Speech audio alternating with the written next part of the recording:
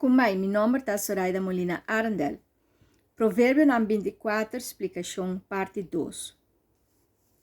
Se Deus te dá sabedoria, nós mestre reconhecer isso aqui. Deus te dá sentido e propósito na vida humana.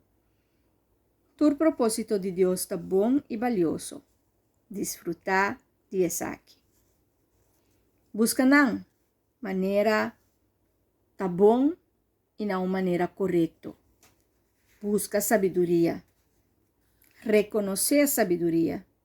E reconhecer que a sabedoria divina tá de Deus e reconhecer o prazer que a sabedoria divina tá dando.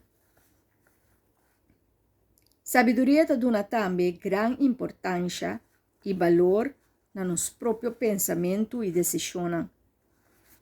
Sabedoria divina tem valor e nós mestre sim a buscar. Busca é bom e lo que está valioso poner em prática. Queda praticar lo que está bom e valioso. Busca é virtude aqui dentro cos. Tem gente que aproveitar de uma situação ou de um gente fazendo dano. Antes aqui está lava. E dano assim, também não cura e hasta é por vir um trauma. Isso aqui não combina em nenhum gente, nenhuma sociedade, nenhuma família. Piedade com gente. Piedade que men sente compaixão, ajuda para outro vai adiante. Duele em bom sentido, pero para por ajuda e sostener o outro. E também por prosperar e sair para adiante. É difícil para sacar e dar uma mão na gente como este. Passou também nós não acostumbrados a fazer e também nós não praticar isso aqui, ou não é nós nós. E seguro, ora bom mestre estancar caminho. É vira mais difícil. Pero a intenção tá para abo sair e assim de própria experiência com atender o assunto e sair para adiante.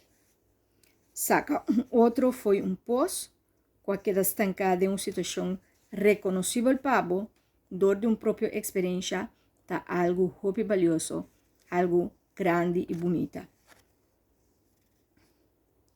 Nós necessitamos papia. Papia tocante emoção. Papia tocante sucesso não que passa. Sucesso não próprio. Papia de lo qual ta passa. De coração e de momento. Papia tocante sentimento. Não queda paralisar riba superfície não. Pero vai mais deep para a liberação, cambio e transformação. Sem fazer dano a nós mesmos ou fazer dano a outro. Nunca sentir gozo do sofrimento de outro. Apreciar a justiça de Deus está algo valioso. Pero não queda pegar de alegria com o sofrimento de outro e queda boa influência de essa aqui visando trechipe. Boa que é para ser trechi.